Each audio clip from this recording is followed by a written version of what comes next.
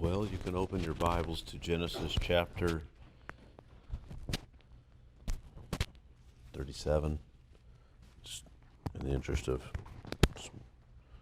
some review a little bit, but we'll be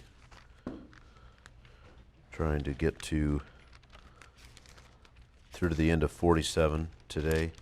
That's where we'll be.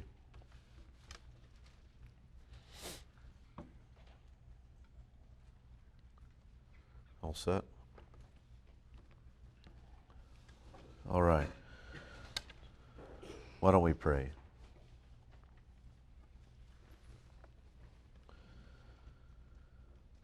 Father in heaven, we've gathered together in the name of the Lord Jesus Christ, and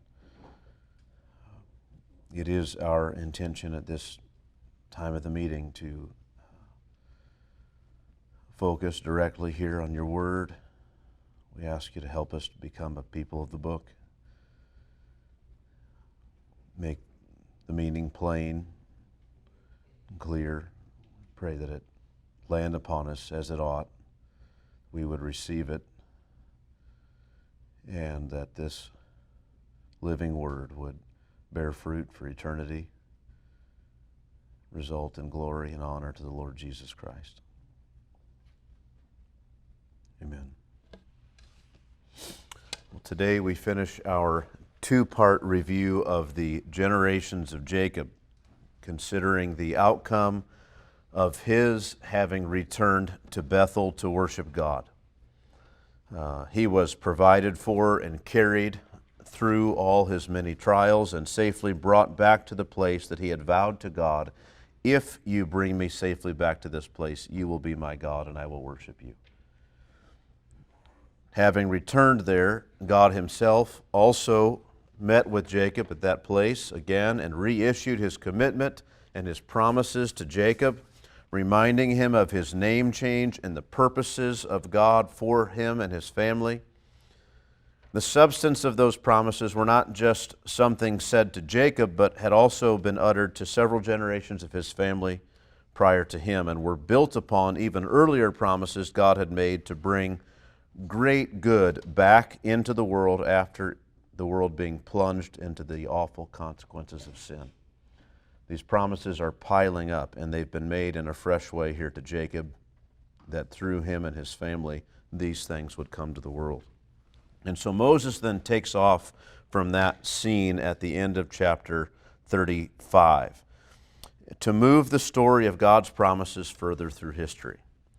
And in chapter 36, he dealt with Esau and kind of just tidied things up there, and he launches out now from that scene to move this story of God's promises again further through history. While there are a number of stories that we could run through, and we do run through, at no point does Moses shift away from this primary task of developing this ongoing story.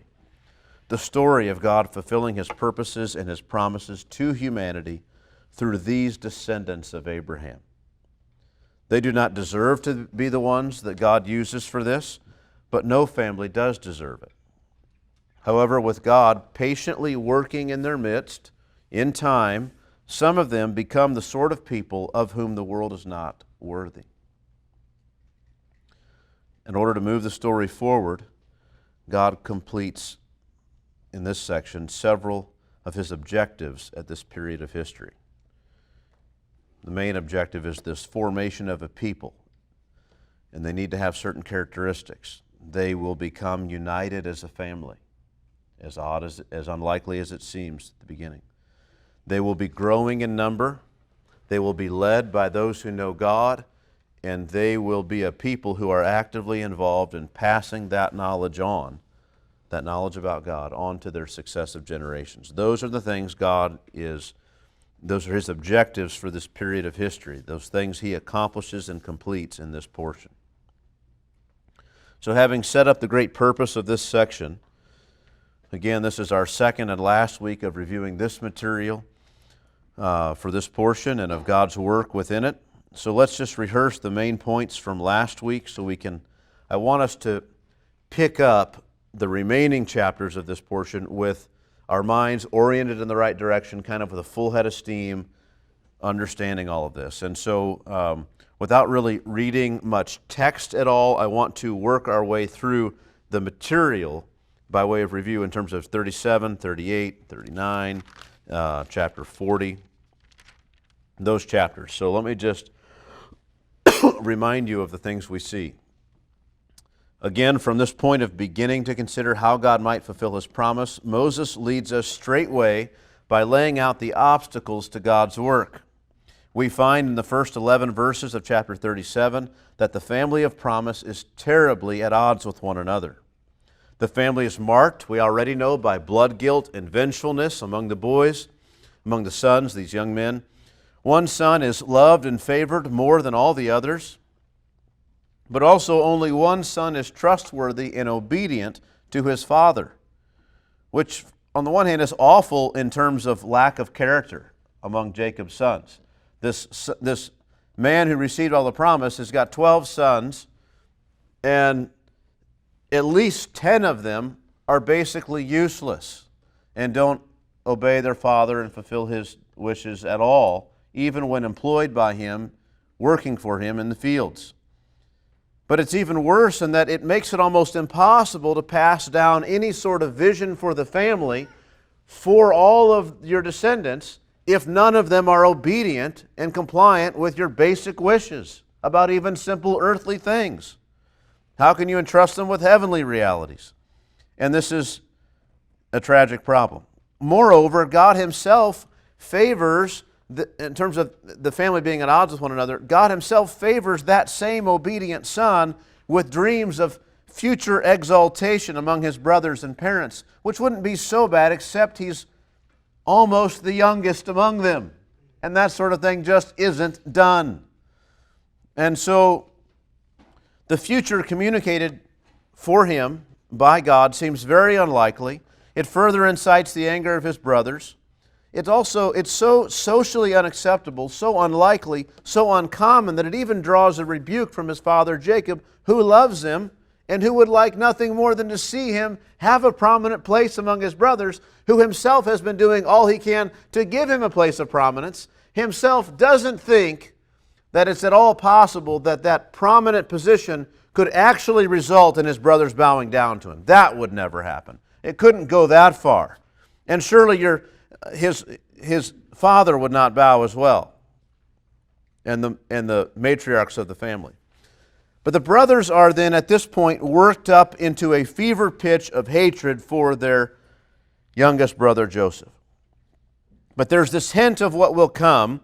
If you look at chapter 37,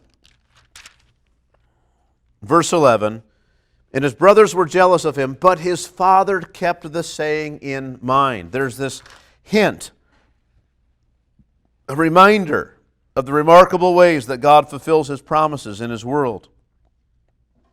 And in that we're encouraged to follow Jacob. We should store up the content of these dreams. We might scoff at the unlikely and the unusual content of Joseph's dreams, but we certainly ought to keep them in mind as this history moves forward. These dreams and what they communicate ought to be ever present as we read. God sometimes has a surprising way of bringing His word to fulfillment.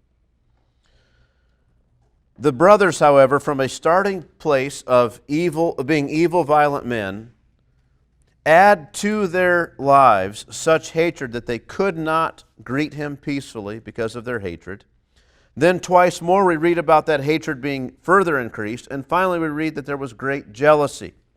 So the situation has grown impossibly bad, and that ought to cause us to anticipate something like what the brothers themselves plot against him.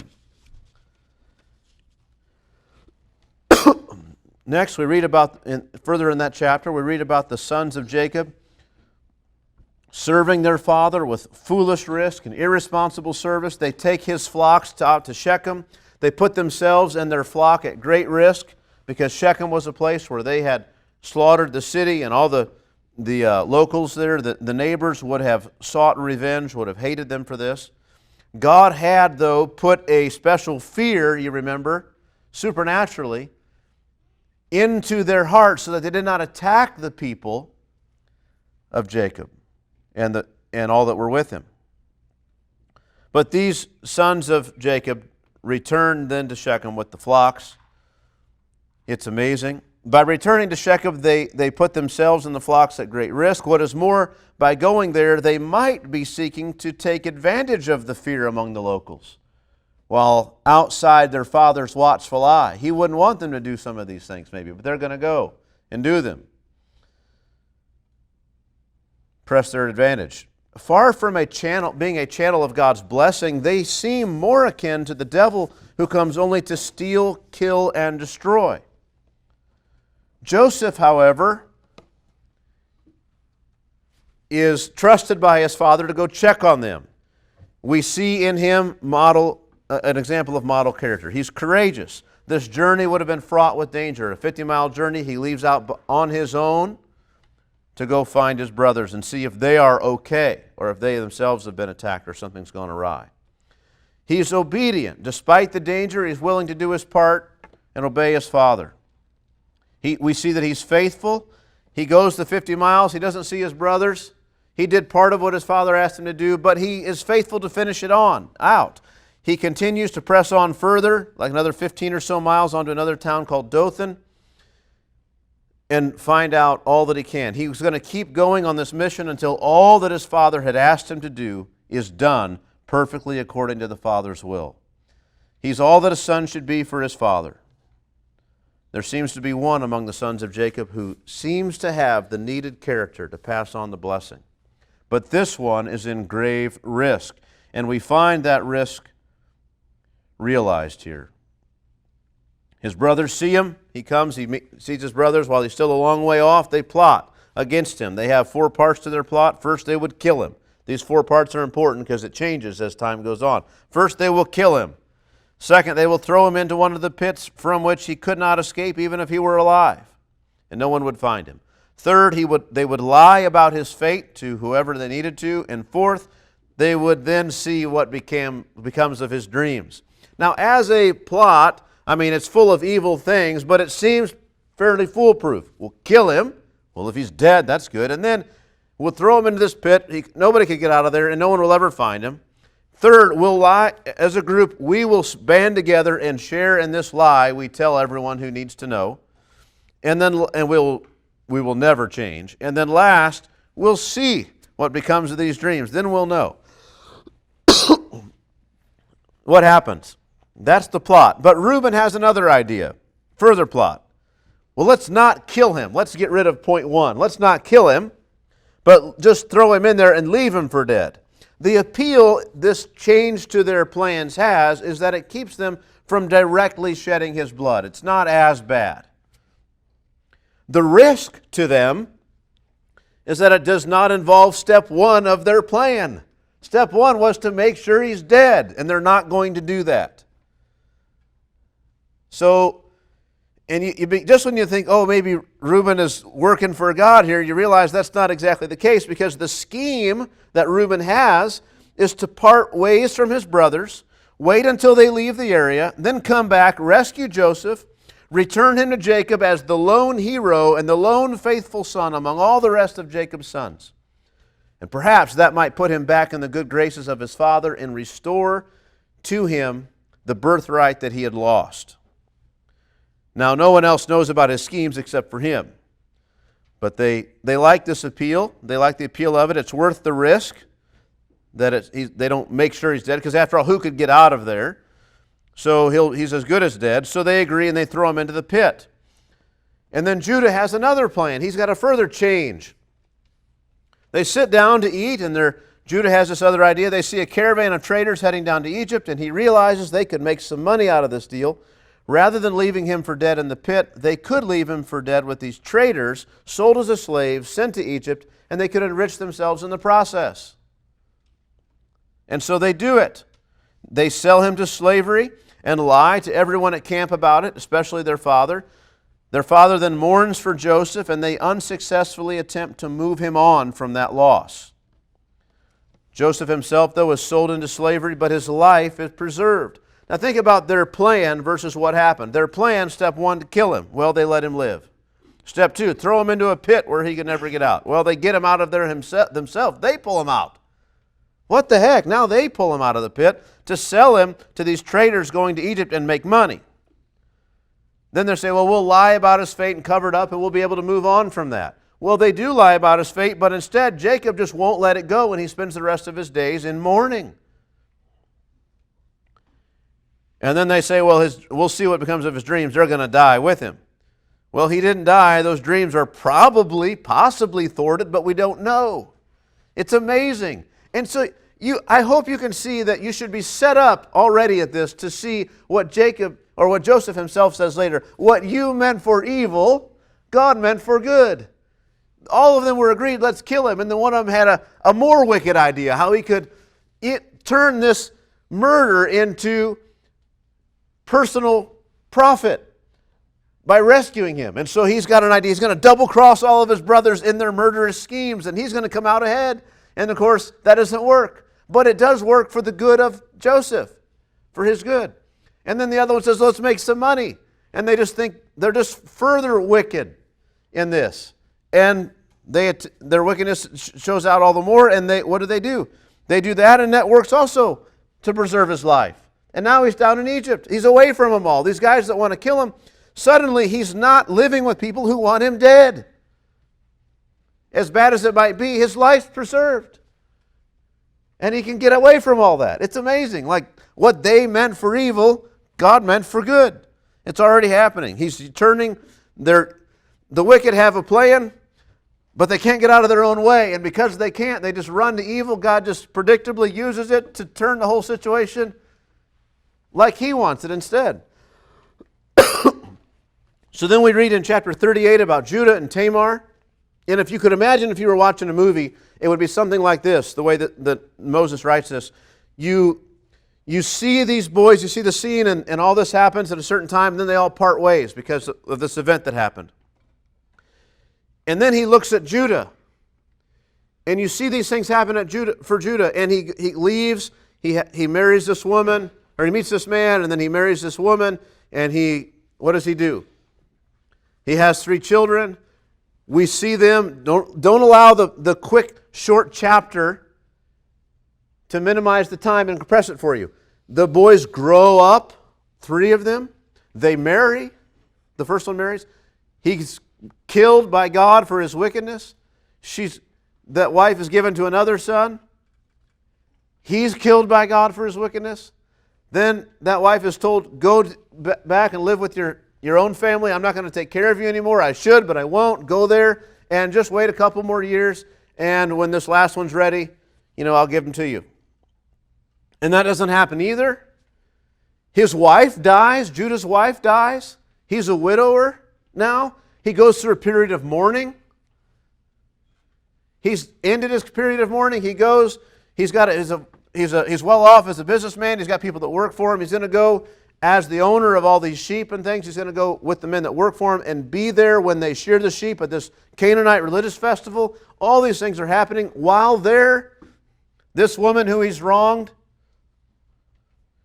rights the wrong in her own misguided way,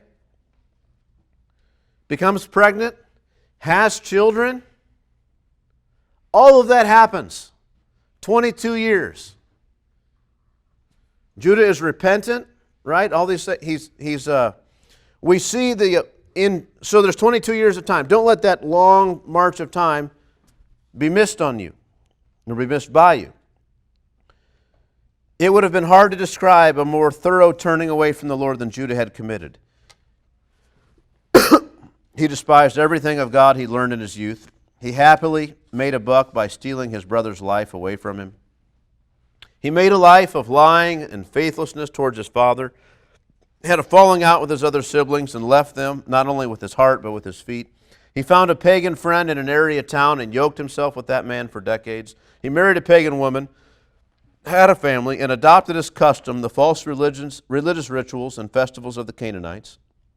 He seemed to have been a pretty absent father, tragically raised 3 sons, at least 2 of whom were so evil that God killed them in their young age for their wickedness. And as we see later in the story, even among the Canaanites with their lower morality, he failed to do his common duty out of self-righteousness, foolish fears, and self-interestedness. His entire family line was in jeopardy. That looked like there would be no sons potentially to even come after him. This is the problem for what God had said would happen. But this prostitute outdoes him. She's faithful to her obligations to her dead husband, even if she's misguided. She fulfills her duties out of every possible means while he is avoiding his duties, lying to her, not providing for her, blame shifting. In time, he's exposed publicly. He repents deeply. He repents immediately. He never knows her again in any sexual way. He honors her actions as more righteous than his own. Judah has been saved from himself. He repents. Tamar has 2 sons to replace the ones he's lost, so the line continues. At some point, we know that this path of repentance he begins leads back to his father Jacob, returning to the family and the program of God. This is incredible. That's his 22 years. Then we go back and we say, okay, now we pick back up with Joseph. What happened with Joseph? Chapter 39. And we read about him over these 22 years. We begin reading, and we learn he's brought as a slave to serve in the house of a man named Potiphar, who's in charge of Pharaoh's close military force, sort of the palace guard. He's also in charge of a particular prison where Pharaoh's personal enemies are kept. This prison is for those people whom Pharaoh decides against, but who are either not put to death or who are awaiting execution. Joseph serves this man as a slave in his house in the same manner, don't miss this, in the same manner, in the same diligence and integrity that he served his father. Moreover, he has God's help to cause him to succeed. Everything put under his charge is blessed and prosperous. And this happens so that Joseph is able to serve not just with honor, but with supreme distinction. His noteworthy status eventually finds him in the lustful crosshairs of Potiphar's wife, and while resisting that temptation, he's falsely accused by her. As a slave, while he may have been valued, he has no real recourse and is stripped of his position and put into this man's prison with the king's prisoners. What else we read? While in prison, certain prisoners, we know this, just in general, are entrusted with necessary but undesirable tasks. Right? Taking out the chamber pots and things like that, right? And you could imagine those would be the kinds of things Joseph would have been given to do. This guy, I heard he's handy, you can trust him with things. Well, nobody wants to do this, let's give him that. Everybody I've ever given this has done it for a few days and then got real surly and not wanted to do it anymore, or they've caused problems with the other inmates and there's been pots being thrown and messes made and all kinds of stuff. We can give it to Joseph, and he does it. And what happens? Well, he was assigned with these menial tasks, but God again was with him so that all he was given succeeded. And he was again, he gained favor in the eyes of those who were over him. Soon there was nothing done in the prison unless he was in charge of it. He just kind of kept earning greater responsibility and things succeeded. Eventually, he is given special care for 2 new prisoners, members of Pharaoh's court. One night, these men are troubled by divine dreams they know they're divine, but they're left without any understanding of their meaning. And this is very troubling to them. Upon hearing of their plight, Joseph, the dreamer of what are so far unfulfilled dreams, boasts to these men that God is the giver and the interpreter of dreams, and that Joseph might be able to offer them an interpretation if they would tell the dreams to him, which is staggering considering he himself is the dreamer of unfulfilled dreams so far. But he's full of conviction. Well, they tell the dreams to him. He does give an interpretation, and he's correct. Their futures are decided in short order, exactly according to his interpretation. The one payment they were supposed to make to him for this service was to remember him and plead his case as someone who was a slave, wrongfully purchased and wrongfully prisoned. But he was forgotten and left in prison. Now that's a bit of a lengthy review, but it's a review. It brings us into this new material with the thrust of the narrative driving us onward. So now we see in chapter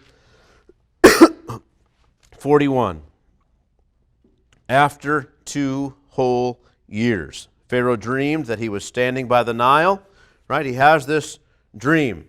He has 2 dreams which greatly troubled him, and he could find no wise man to interpret them for him. There is, we'll just summarize a little bit, in these dreams, a very foreboding sense to them. It's frightening, it's unnatural. The scenes themselves, cows eating cows and these sort of things. It's a disturbing dream. It's the kind of thing you wake up with a cold sweat. But no one can interpret the dreams for him. Verse 8, so in the morning his spirit was troubled, and he sent and called for the magicians of Egypt and all its wise men. Pharaoh told them his dreams, but there was none who could interpret them to Pharaoh. There's all this confusion about these dreams. The magician priests of Pharaoh would have regularly attempted these sorts of interpretations. That's why they were called for. But this time they were not able to satisfy Pharaoh with an answer. Either they didn't offer one, or they did offer one, but it was not convincing. So Pharaoh is in this place where he knows God has given him a message, but he can't decipher the message. Could you imagine? I mean, think of this. I mean, it's bad enough, if someone is on the other side of a door and you can see them through the window and they're screaming at you about something and you can't hear them. They're very animated. You know they mean for you to get the message, but you can't understand it. And this is Pharaoh. He's had this dream, and he's asking everyone, look, I'm going to do my best to show you the dream. What does it mean? And no one has an idea. But it's not the kind of thing you can just forget about. It just stays with him. He's got to get an answer. It's so bad, the chief cupbearer, who before it was very inconvenient to try to remember Joseph. I mean, how do you here's this guy you met. You're going to try to undo his plight. He was wrongfully imprisoned. Do we really want to air that out in front of Pharaoh, all about Potiphar and his domestic troubles and his vindictiveness towards Joseph and his unwillingness to really get to the bottom of this and just kind of tuck Joseph away in prison? Do we really want to deal with that? Do we really want to discuss whether this man was rightfully or wrongfully made a slave? Are we going to go out and find these slave traders who wrongfully brought him down here and execute justice? Like, it's just, my neck's been saved, that's enough. It's not convenient. It's not desirable to remember Joseph. Well, now he remembers Joseph. Here's a chance to serve Pharaoh by bringing up this man Joseph. And so he does. I remember my offenses today. When Pharaoh was angry with his servants and put me and the chief baker in custody in the house of the captain of the guard. We dreamed on the same night. So look, we had a similar situation. We had these dreams, and each dream had its own interpretation. There were 2 dreams. They all had interpretations. We couldn't figure out what they meant, but this one guy, he knew what they meant, and he told us what was going to happen. It's exactly what happened. I know where this guy is. So let's go get him. So verse 14, Pharaoh sent and called Joseph, and they quickly brought him out of the pit. But not so quickly, because he's going to appear before Pharaoh. He'd shaved himself and changed his clothes and came in before Pharaoh. Remember who it is they're standing before. And so he's summoned before Pharaoh. And he gives an answer to Pharaoh. Right? Pharaoh said to Joseph, I've had a dream. There's no one who can interpret it. I've heard it said of you that when you hear a dream, you can't interpret it. And Joseph answers him, it's not me. God will give Pharaoh a favorable answer. So Pharaoh asked Joseph, you can give an interpretation, right? He says, look, I don't do anything. God gives me the answer. God gives me the interpretation. But then he also tells him, not only does God give the interpretation, when I have an interpretation, not only is it from God, but I can tell you this, Pharaoh, having been brought here before you and you're in this need, I can also tell you that God's purpose in giving you these dreams is to give you, He means to give you the whole message, not to just give you the dream and leave you without an interpretation, but to give you a message that will be for your good. It will be for your peace. He'll give you a good answer. So we see Joseph, it's amazing, he's convinced that God is the giver of his ability and every right interpretation of dreams. He's convinced that God is sovereign and the only real God that is in Egypt, that this dream, if he did have one, it's from the true God, not something else. That flies in the face of every Egyptian view of things.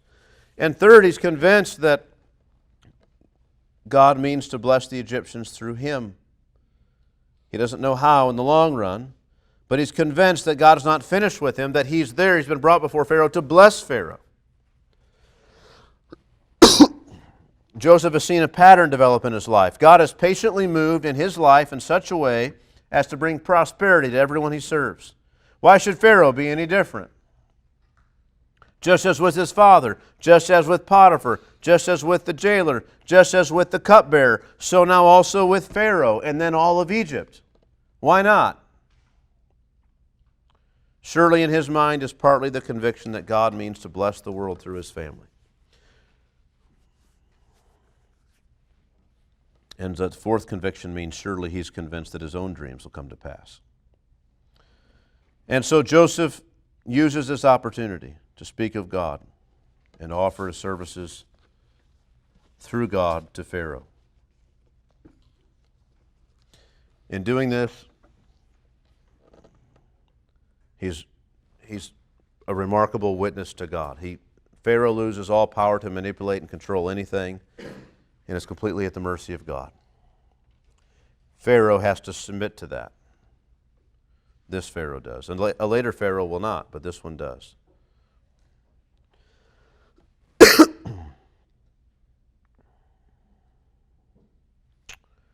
What else? We see that, let's look at verse. Well, let's say this. So he gives an interpretation of the dreams, tells him what's going to happen. But there's two things that happen. It's not merely that he's going to interpret the dream. It has to be more than that. He interprets the elements of the dream for the sake of understanding. This is what this means. This is what that means. This is what all these things mean, and this is what's going to happen. All that's fine, well and good. That's the meaning of the dream. But there's more. He tells him the meaning of the dream, and he tells him what he ought to do in response to the dream. The proper call to action. So the first, what does the dream mean for the sake of understanding? And then second, what should you do for the sake of peace? He said, God will give you an answer that will make for peace. Well, and he gives an answer that makes for peace. It's not just this is what everything meant, but this is what you should do. And he says to him in verses 33 through 36, now therefore let Pharaoh select a discerning and wise man and set him over the land of Egypt. Let Pharaoh proceed to appoint overseers over the land and take 1/5 of the produce of the land of Egypt during the 7 plentiful years. Let them gather all the food of these good years that are coming and store up grain under the authority of Pharaoh for food in the cities, and let them keep it. That food shall be a reserve for the land against the 7 years of famine that are to occur in the land of Egypt, so that the land may not perish through the famine. So there's two parts to this message God has to give him. One, this is I've given you this message in the form of a dream, so you know it's from me. It's going to happen. And two, there's a certain way you should respond. Verse 37, how does Pharaoh respond? This proposal pleased Pharaoh and all his servants. And Pharaoh said to his servants, can we find a man like this in whom is the Spirit of God? The same God who's given us the message, who's warned us about what he's going to do, is in this man. Let's pick this man to be the one to organize our efforts to prepare. And so Joseph is made in this sense. We read about him getting the signet ring, this robe, he rides a chariot, he does all these things. He's second in command. He's royal vizier of all of Egypt. He is made into the ruler of Egypt. Essentially, outside of Pharaoh himself, everything in Egypt is given to Joseph to rule. And so we're beginning to see again how Joseph might get to an exalted place, and this dream might be fulfilled.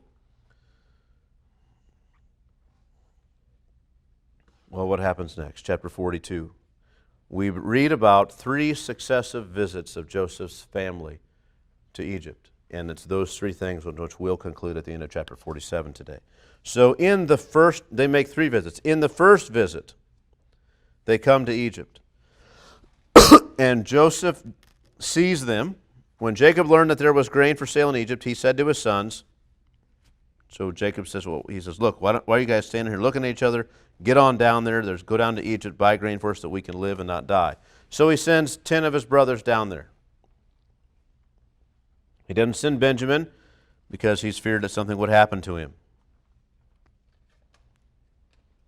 That's amazing. One, he loves him so much he doesn't take the risk of sending him on a dangerous journey, but two, he doesn't entrust him and his welfare to his brothers. They come down with a bunch of other people down to Canaan. They travel together in a band of people for protection, for safety. They get down to Egypt. It's verse 6. Now Joseph was governor over the land, and he was the one who sold to all the people of the land. And Joseph's brothers came and bowed themselves before him with their faces to the ground. Joseph saw his brothers and recognized them, but he treated them like strangers and spoke roughly to them. Where do you come from, he said. They said, from the land of Canaan to buy food. And Joseph recognized his brothers, but they did not recognize him. And Joseph remembered the dreams that he had dreamed of them. And he said to them, you are spies. You have come to see the nakedness of the land. They said to him, no, my lord, your servants have come to buy food. We are all sons of one man. We are honest men. Your servants have never been spies. So here's the deal. Here's the setup. They come. He recognizes them. They don't recognize him. They bow down to him, right? And when he first recognizes them, he speaks roughly to them. He doesn't want them to be comfortable. He wants them to be kind of taken aback. He doesn't want them to also recognize him. So he speaks in this rough way to them. And they begin this dialogue, and they still haven't recognized him, even though they're talking with him. And he remembers these dreams, it says, which means something like not he had never thought about these dreams since then. He remembers them. They're bowed down in front of him now, and he remembers the dream. And I think what he remembers about the dream is its connection to blessing. He remembers, yes, this is the dream. Yes, they've bowed down before me. He could say, fulfilled, done, ha, suckers, now die. He could do anything like that he wanted to, but instead, he goes another direction entirely. And that other direction, I think, is brought on by the fact that he doesn't see his own ruling over them as an opportunity to lord over them anything, but rather as the way in which God would bring blessing. It's just an eventuality. It's something that would happen in God's plan for blessing. And so this is how he sees it. And so when he remembers the dreams, he says to them, and he begins to put them to a test. He sets them. He knocks them off balance to begin with. He says, "You guys are spies, and you've come to see the nakedness of the land. We can't be trusted." No, we're honest people. It's incredible that they say that, right? I mean, we might be murderers, we might be thieves, we might be all kinds of things, but we've never been spies, And it's like, well, good on you, I guess. There's something of the list of sins you've not done so far. They're innocent with that respect. But he lays out these tests for them, and I'll just go through them. The first test, found in verses 12 through 15, is the question of asking them if Benjamin is alive. Right? They confess to him, we're 12 brothers, the sons of one man in the land of Canaan. And behold, the youngest is this day with our father, and one is no more. They claim they have another brother who's still alive, and that would be Benjamin. But Joseph said to them, no, it's as I said to you, you're spies. By this you shall be tested, by the life of Pharaoh. You shall not go from this place unless your youngest brother comes down here. Send one of you and let him bring your brother while you remain confined. So that's the first thing. Is he still alive? Prove his existence. Right? This is what the test. Test them about this younger brother. You got to prove his existence. But to prove it, what are they going to have to do? He says, well, he just tells them he's just going to have to come down here. Well, that's not going to work. So, test number 2, will someone volunteer to go get Benjamin? right? Verses 16 through 17. Send one of you and let him bring your brother while you remain confined, that your words may be tested whether there is truth in you, or else by the life of Pharaoh surely you are spies. So understand the first test is, they say we got this brother and he's still alive, and he said, well, look, and then I'll believe you guys when he comes down here. We'll see him when he gets here. Like, well, he's not coming. So it's like, well, what are we going to do? Well, why don't you guys, tell you what, why don't all you guys stay here, and since he's alive, and just one of you can go up and get him. Well, they don't agree for that. He puts them in prison, all together in custody for 3 days, so they can figure out who's going to come out and who's going to be the one. And they can't agree. You can imagine them all saying, I'll go get him. You guys can stay here. You can trust me. I'll go get him. And they're all thinking, no way. Reuben, you're not leaving us again. Nope. Or whatever. It's this kind of thing. They don't trust one another. Test number 3. Can I let all of you go? And someone volunteer to stay. On the 3rd day, Joseph said to them, do this and you will live, for I fear God. If you're honest men, let one of your brothers remain confined while you are in custody, and let the rest go and carry grain for the famine of your households. And bring your youngest brother to me, so your words will be verified, and you won't die. And they did so.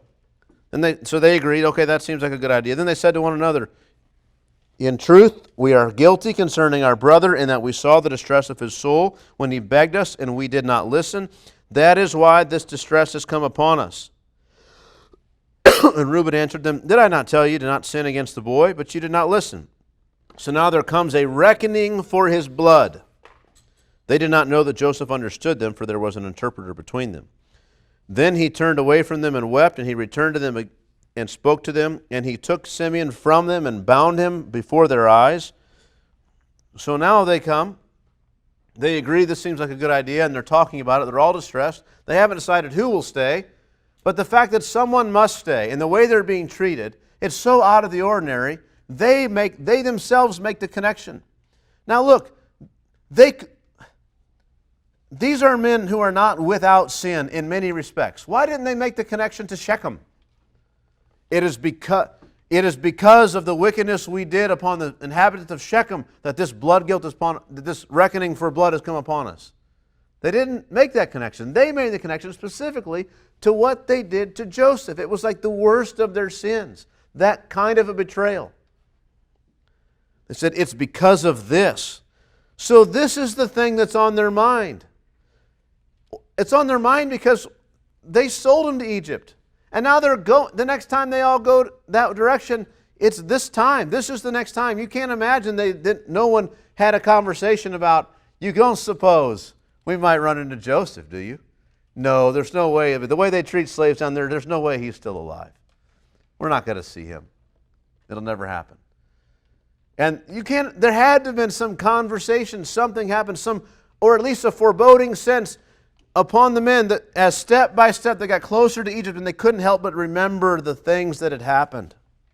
And now they come and they're being treated this way down there, and I'm thinking, it's because of what we did to him. And they assume he's dead because they say there comes a reckoning for his blood. For his blood. We killed him in this indirect way, but we did it. And they're acknowledging their guilt one to another because they think that he doesn't understand them, because there's this interpreter, and any interpreter would not interpret kind of their private conversations, just rather the conversations directly with this ruler. So they thought their conversation was safe, but it wasn't. He turns away from them and weeps because he sees that they're sorrowful about what they did to him. They recognize their guilt. It's on their mind. 22 years later, they're still thinking about it. Maybe now for the first time thinking about it as they should have been thinking all along. So when he comes back to them, he speaks to them, and he took Simeon from them. He didn't wait for them to decide. He took Simeon and bound him before their eyes, and gave orders to fill their bags with grain. And then another test, to replace every man's money in his sack and to give them provisions for the journey. This was done to them, or for them. So,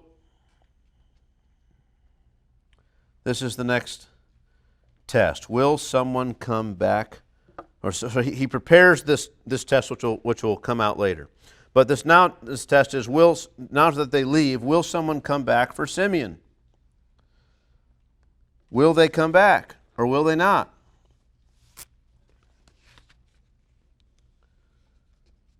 Will they return to get Simeon? The brothers were moved to acknowledge their guilt to one another, to talk about their sins amongst themselves before they left. That's a good start. Seems like maybe they might come back. However, Joseph is not at all confident that they can be trusted to come back, and he wants them to come back so very badly. He's hopeful that God will use this crucible to work repentance and change in the lives of his brothers. And so he has Simeon bound in chains in front of their eyes before they go on their way. They get to see him, just like they were saying. They said in verse 21, "In truth we are guilty concerning our brother, in that we saw the distress of his soul." Now he takes Simeon, and when they can see it, he binds Simeon so that they see the distress of his soul as well. So he ensures that the last thing they see before they leave is another of their brothers in chains. He's desperate to burn this image into their newly softened consciences. Perhaps this new image, so similar to their now painful memory of their misdeeds to Joseph, will serve as a barrier in their conscience to keep them from abandoning their brother Simeon. They've begun to pass this test in terms of demonstrating the right feelings. They look like they may be the kinds of brothers to whom you could reconcile.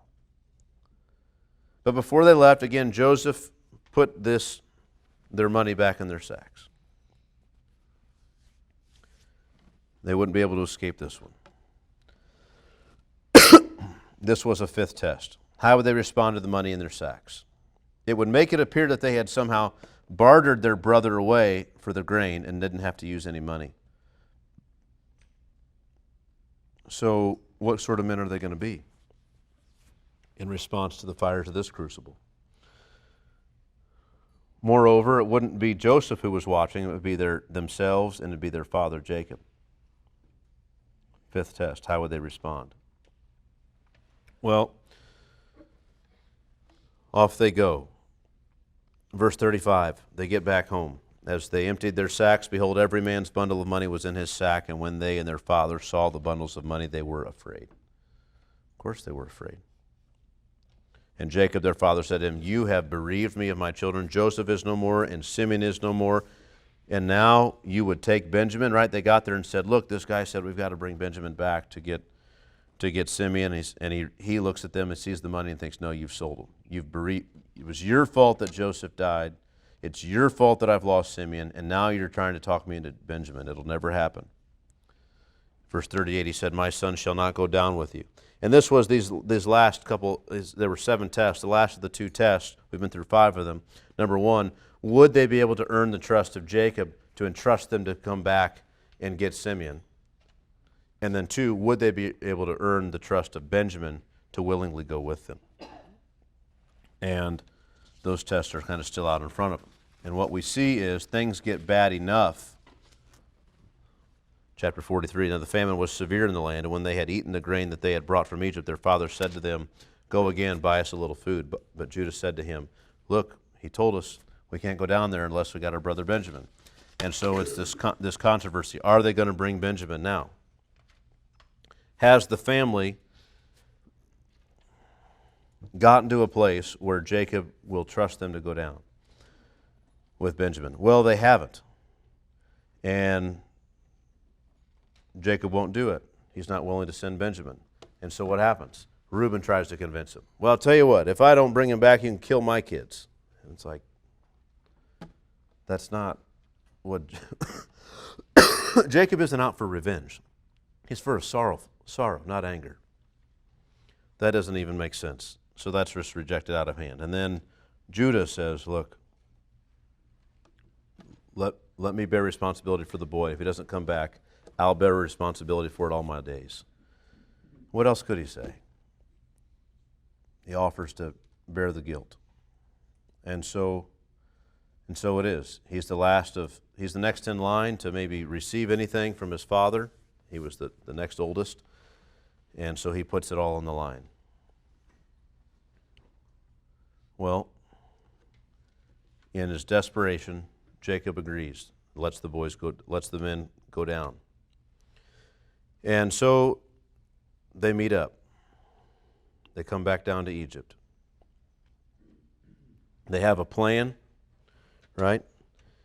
Verse 11, if it must be so, if you're going to go down there, then do this. Take some of the choice fruits of the land in your bags and carry a present down to the man, a little balm, a little honey, gum, myrrh, pistachio nuts, and almonds. Take double the money with you. Carry back with you the money that was returned in the mouth of your sacks. Perhaps it was an oversight. Take also your brother and arise. Go again to the man. May God Almighty grant you mercy before the man. May he send back your other brother and Benjamin. And as for me, if I am bereaved of my children, I am bereaved.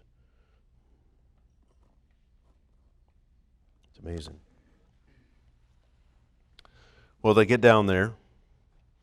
Verse 16, when Joseph saw Benjamin with him, he said to the steward of his house, bring the men into the house, slaughter an animal, and make it ready, for the men are to dine with me at noon. The man did as Joseph told him and brought them into Joseph's house. The men were afraid because they were brought to Joseph's house, and they said, it's because of this money which was replaced in our sacks the first time that we were brought in, so that he may assault us and fall upon us to make us servants and seize our donkeys. So they went up to the steward of Joseph's house and spoke with him at the door of the house and said, oh, my lord, we came down the first time to buy food. When we came to the lodging place, we opened our sacks, and there was each man's money in his mouth. And they have this whole story that they're going to tell. And they say, look, we brought all these gifts. We're so sorry about what happened. Please forgive us. And the man says, what? We didn't. You guys didn't steal anything. God put the money back in your sacks. It's an amazing thing. So this meeting that they have, they are afraid they're going to be executed. Instead, Joseph means to feast with them. He means to reveal to them who he is in just a few short hours. So he comes home. They have this present prepared for him. He receives that. He asks how they're doing. How's your dad? The old man, is he still alive? They say, yeah, he's still alive. Joseph is concerned to bring his father home and all his brothers back down to Egypt. He looks, he sees Benjamin. Is this the one? Yep. He greets Benjamin. And then he leaves because he's overcome with emotion. Washes his face. He comes out. He tells them to serve the food. He sits by himself. They all sit by themselves, all lined up according to age and all that. He gives twice as much food to Benjamin, or 5 times, it says, as much as any of theirs. And they drank and were merry with him. It was a wonderful meal. It wasn't anticipated to be such, but it was. They enjoyed each other's company, even though they didn't know who he was yet, thought he was this Egyptian.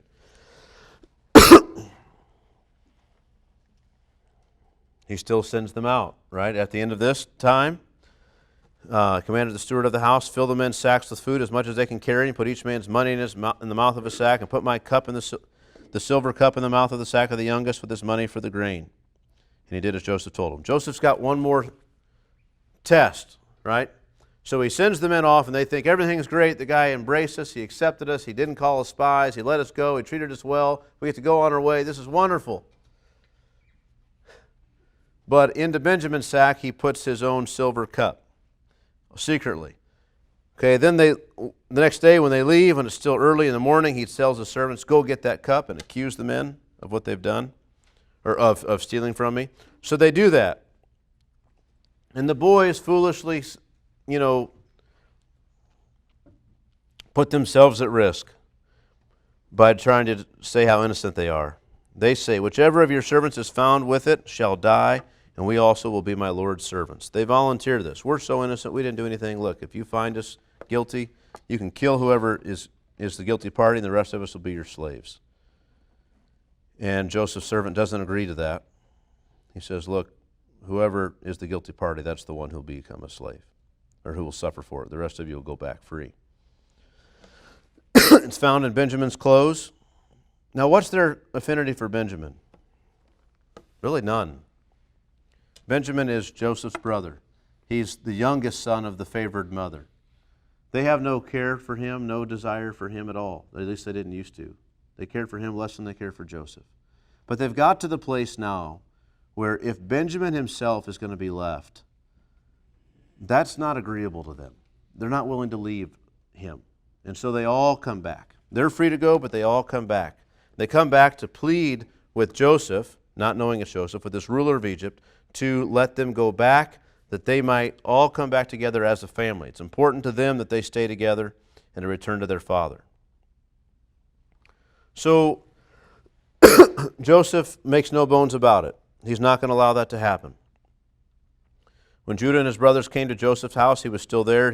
They fell before him to the ground. Joseph said to them, "What deed is this that you have done? Do you not know that a man like me can indeed practice divination?" And Judah said, "What shall we say to my Lord? What shall we speak? Or how can we clear ourselves? God has found out the guilt of your servants. Behold, we are my Lord's servants, both we and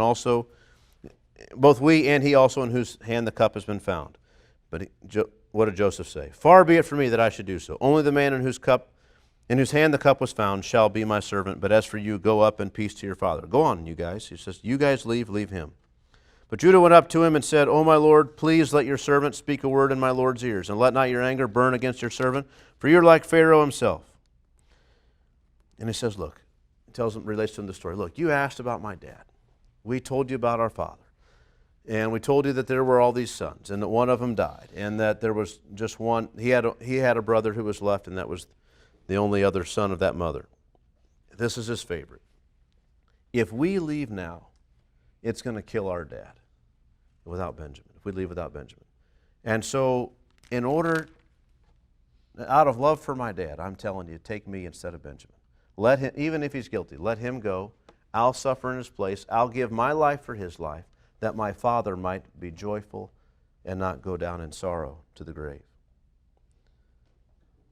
And I didn't commit the crime he committed, it looks like, but take me instead."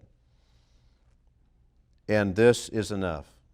At this, Joseph realizes his brothers have become the kinds of men that can be reconciled with, that he can reveal who he is, that God has worked a change, not just in Judah, but in all the men, such that they are ready to reconcile.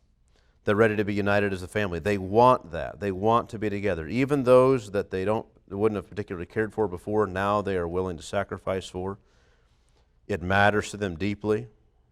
There's a love and a care and concern for one another. And so he reveals himself.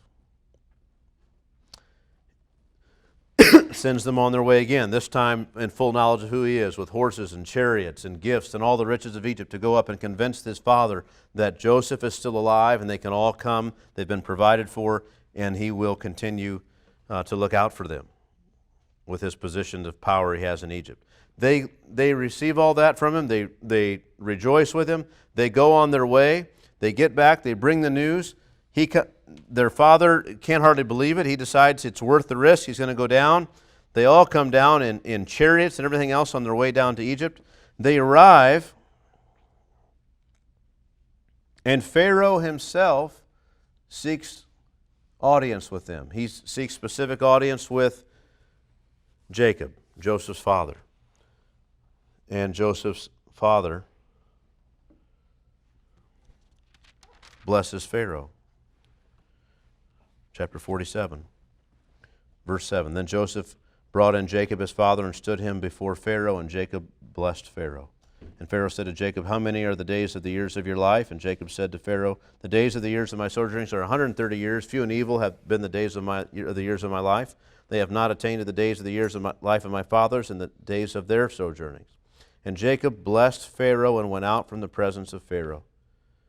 Then Joseph settled his father and his brothers and gave them a possession in the land of Egypt, in the best of the land, in the land of Ramses, as Pharaoh had commanded. And Joseph provided his father, his brothers, and all his father's household with food according to the number of their dependents. Now, all that has happened.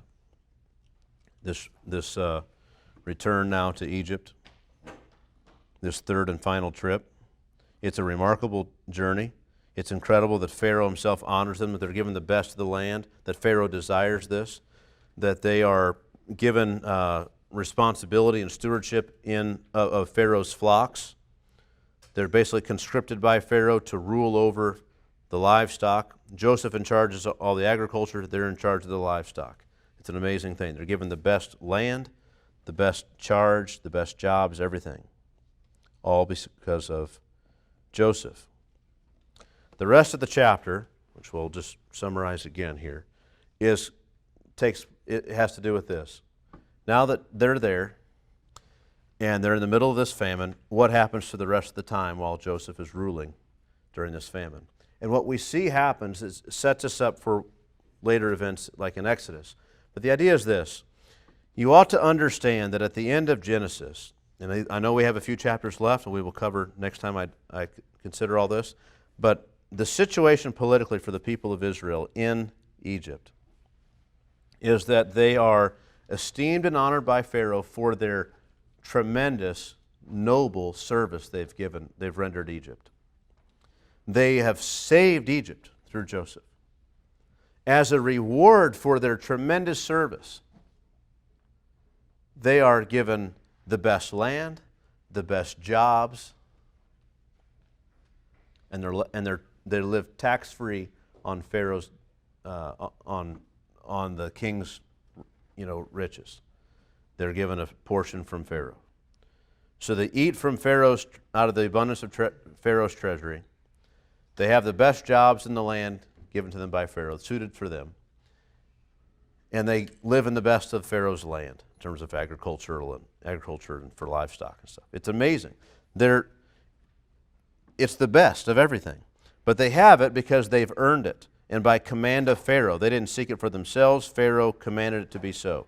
The Egyptians, however, this is amazing, during these years of famine, would have all died. They've been preserved. But having their lives preserved, they have nothing left.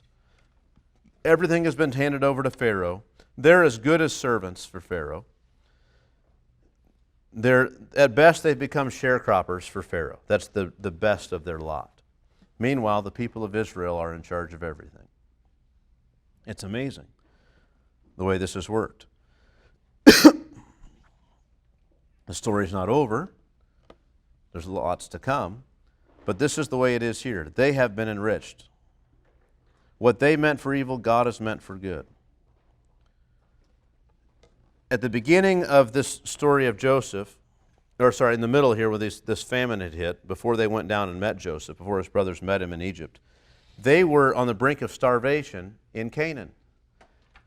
They get down there, after all these things happen, they get down there, they're moved to Egypt, they're treated as royalty, they have more food than they'll never run out of food, they have the best of the land, they have the most secure jobs, they have everything going for them.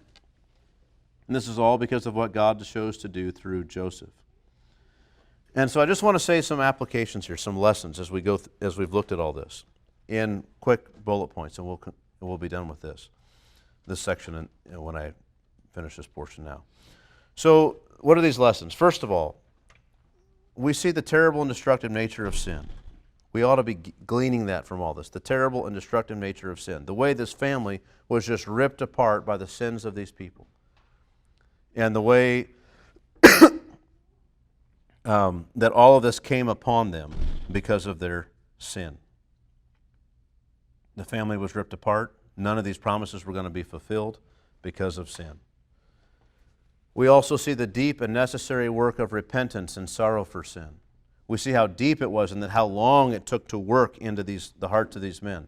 How necessary it was that God's plan couldn't move forward until those he meant to work through had repented and were sorrowful for sin. We see the power of forgiveness and the power of love, right? I mean, that these men, when we just skimmed over these things, didn't really read them, but when you read these scenes and the emotion and the way things go there, these scenes are powerful. The most powerful scenes in the whole story are these scenes of reconciliation, forgiveness, and love. We see the necessity of righteousness for unity, that there was no way to be united with these men, that the family could be united, unless they were going to walk in uprightness. They couldn't continue on lying, cheating, stealing from one another, plotting against one another, and be unified. That seems obvious, but it's just necessary to point out. These things are necessary. We can't have unity with people where there's unrighteousness. That's just the way it is. There can be no unity where there's unrighteousness. We see the faithfulness of God in all of this, that His promises do in fact come to pass. This dream was fulfilled. We see the providence of God. It's incredible. Working through all these situations, using evil for good. It's incredible that He does this. We see His ability. It's one thing to see God kind of turned some things for good or whatever, but he does it with every single little thing that happened. Every detail that we're told has a purpose that God picks up and uses to bring everything to this desired conclusion. And it's amazing to think about. If God has all that ability, he can turn every little thing that happens to his purposes. What's wonderful to think about is his goodness. They meant it for evil. God didn't have to mean it for good, but he did. And that's wonderful. Like all these things that are happening in their lives, they can't see the end of it. Some of them, Joseph has got this dream and he sees it as a promise, a word from God. And he's got that, he's holding on to it, but nothing really is working out for so long. It doesn't seem like it's going to happen. God could have done anything. God has the ability to do these things, but would he? Well, he does. He does fulfill all that he said he would do. He's kind to them. He's good to them. Joseph, you remember himself, he has these sons, Ephraim and Manasseh, whom he gives them these names because he's finally forgotten all of his heartache, all of his sorrow in Egypt. God's been so good to him, he's not dwelling on that anymore. God brought him to the place, this is amazing, think of this. Joseph was very high on what his future was going to be. God brought him low. God brought him through a series of things which were terrifying, which were debilitating, which were sorrowful, which would crush the average person.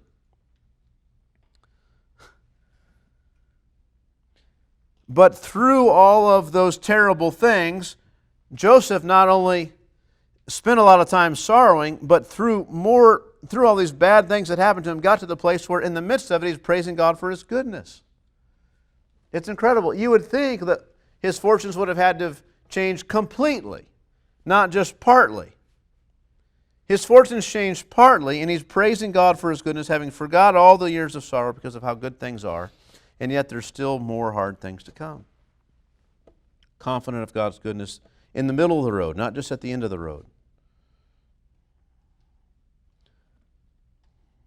What a blessing. He hadn't met his brothers yet when he's praising God for his goodness. The dreams hadn't been fulfilled yet when he was praising God for his goodness. But from what he had received, he could confidently boast about what would come. And the last thing here, just look at some of these men as examples. Think of this. Joseph as an example of humility, an example of service. And I'm just reading things off here. An example of forgiveness with his brothers. An example of faith in God, of conviction in the face of sharing his conviction, being a witness and a testimony to others. He's an example of love, the way he looked upon his brothers, was weeping as he did in passion for them. And he's an example of reconciliation and of shrewdly, wisely, faithfully bringing it to pass. Judah's an example. That no apostate is ever out of God's reach. And also that no apostate ever disrupts God's purposes. Both things looked like were unlikely, that Judah would ever return back to God or that the family could ever go on united under God after Judah had left. He's an example that no apostate is out of God's reach, no apostate ever disrupts God's purpose. We can consider Jacob as an example. It's amazing to think. Here he was. Imagine being Jacob. 22 years ago, his 17-year-old son was killed by an animal. That's what he knows. And then Judah moves away. And everything he hears is just worse and worse and worse about Judah. And then one day, Judah comes back, repentant, with a shameful tale, but repentant. Okay? And then you get to the place, there's a famine in the land, and you get to where you're all starving to death. What exactly is he supposed to be holding on to? It's incredible. How unlikely, imagine being Jacob, how unlikely does it seem that God's promises that with you and your family with you will all together enjoy the promises of God? It's like, this isn't going to happen. We're dying out here. And God told me I'm not to leave. So you boys go down there, but I can't. God told me I'm supposed to stay here. Remember the last time there was these kind of things happened. His father Isaac was told, don't you go down to Egypt. So here he is. The promises of God seem impossible, but they weren't impossible. His son wasn't dead. His children who were irreconcilably at odds were reconciled. They don't have any food. They're going to die. They're provided for. It's incredible. My kids don't honor God and love God. They've had a change of heart. And they love one another and they love God. Beloved, sometimes extreme disappointment and pain are a necessary part of the journey to the fulfillment of God's promises. It's incredible. We all know that, but it's when you see... I didn't dwell on it a whole lot when I taught through this, and I don't mean to dwell on it a lot now, except just to bring it up. We don't often think about how desperate Jacob must have been, how disillusioned he had to have been about all this, the way his life had gone after Joseph had been sold as a slave. We can think of Pharaoh as an example. To the kings of the earth, right? You kings of the earth, you will bless your people when you recognize and acknowledge God and heed God's message to you, right? You're some ruler of the people. See Pharaoh as an example and a model to you. When God gives you a word and a message, follow it. You will be a blessing to your people. Don't worry about hoarding your power and appearing to be the one in charge. Just submit to God and the people will be blessed. And the sons of Israel themselves are an example. In repentance and humility, they find forgiveness and blessing. The blessing of God, forgiveness with one another, forgiveness from God even, by repenting and humbling themselves. These are just some of the things we see in this section. I know it's a very quick overview. My point in this is not to overview the various things that happened, though that part of that's necessary, but to see, as we said, what was the challenge in this section? The challenge was for God to get a group of people together, right? What was the challenge? You remember? I'll read it. To form a people who are united as a family, check. Growing in number, check. There are 70 that come down, 70 of his children down there now in Egypt. Led by those who know God, check. Jacob and Joseph and Judah. And in a sense, it seems like of recently has become all of the heads of these tribes, what will become these tribes. They all seem to have a heart for God and who are actively involved in passing that knowledge on to their successive generations. Check. And you just think, how is that possible? How could if you read Genesis 37 and then said God was going to do all these things, you could not possibly imagine it could happen. And by the way, also get the people out of the land into Egypt where they'll one day be slaves. And I just want to ask you, would you say at the end of Genesis 47, these people are going to be slaves and harshly treated in this land? No, they're honored. They're loved. You think it's going to be good for them forever. They will be, it seems, the ruling class in Egypt for the next 1,000 years. They've got everything going for them. The next turn seems very impossible as well, that they will be slaves in this foreign land as God told Abraham was going to happen to them for some hundreds of years and then later they'd be brought back. How is this going to happen? Every time you see you read these stories, the next thing that God said would happen seems impossible. We open up in Exodus and the people are slaves and it seems impossible that they would ever be delivered. How could they ever get out of this situation? They ask to get out and it just gets worse. But God does what seems impossible. It's this way here. God's concern here was not just in getting them out of the land, getting them to a place where they could become slaves. His concern was to form a people. He's got all these moving parts of things He said He would do and He'd promised to do. And He brings them all to pass. Not even in a direct way, but in an indirect way, but in the best way. In the way that most thoroughly worked in them the lessons they needed to learn. That most thoroughly changed them. That truly brought repentance. Not on a surface level. That truly built faith. Not just kind of a little bit. I can believe Him when things are easy. He really worked faith. I mean, can you imagine trusting God the way Joseph did all the way through in this? Or imagine the surprise for Jacob when he learns that his son's alive and that it's gone so well and we're all going to go down and be a family. And my sons who hated him and were so jealous of him when he had a special robe, now they see him vizier of Egypt and there's no jealousy. They just love him. They just want to be with him. How did God do that? 22 years of misery. That's how he did it. But he did it. 22 years of believing God for what seemed unlikely.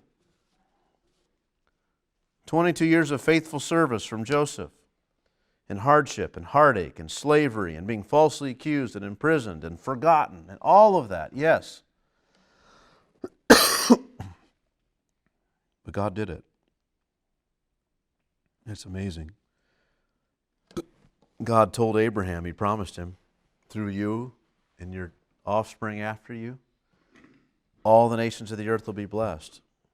It seems no more likely at Genesis 47 than it did at Genesis 12.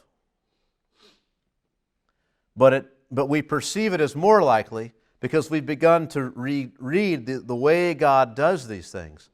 And we begin ourselves to get this confidence. God will do it. God will bring it to pass. God's with them. Or if you're an Israelite reading this, God's with us. This promised land that we don't think we can take. Like, look, God's with us. God's for us. Remember all the things He's done. Don't doubt Him. God's bringing people to the place where they trust Him and they follow Him and they love Him. That's the mission, right? That's how this blessing's going to come anyway. That's what this blessing's going to be. People back in fellowship and union with God. And it comes piece by piece. Person by person, man by man. Well, are there questions or comments in any of this? I know, as it can only be a very inadequate review, but at least the main thrust is there for us. Any questions or comments?